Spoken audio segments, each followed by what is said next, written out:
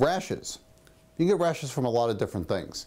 One of the most common things we see is contact dermatitis, where something gets on the skin, irritates it, make it red, raised, and itchy.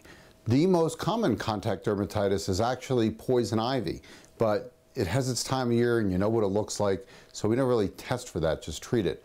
So the most common thing that we test for and find is nickel. Nickel's ubiquitous, which means it's everywhere.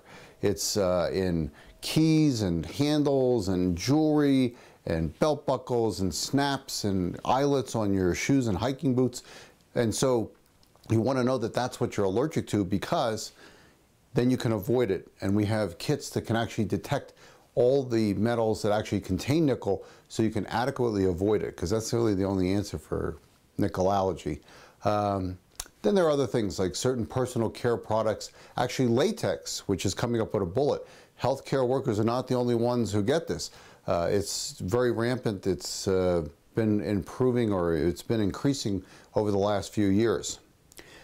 Another big source of rashes is something called urticaria. Big word, right? So urticaria just means I got these hives or splotches all over me. What is it? So there are different things that cause this. One big category are the physical urticarias. Cold, heat, water, very rare. Solar, very rare. Or pressure, which we've had a couple of cases from, which when we tested, they were positive. There's also urticaria due to food allergies, which we can test for, medication or drug allergies, and then sometimes there are certain systemic illnesses or diseases that can cause these. So the rash isn't just a rash is one of the symptoms of a multi-systemic disease, or it affects different parts of the body.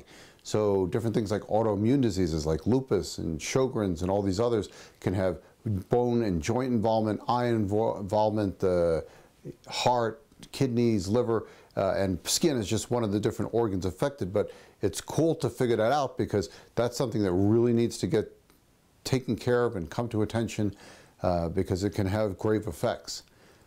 One of the most common things is something called chronic idiopathic urticaria, where it just like happens, or we thought it just happens. Now we know that there's actually an antibody in the body that causes you to have your allergy or mast cells spontaneously release histamine, or the allergy chemical that produces all that itching and the rash.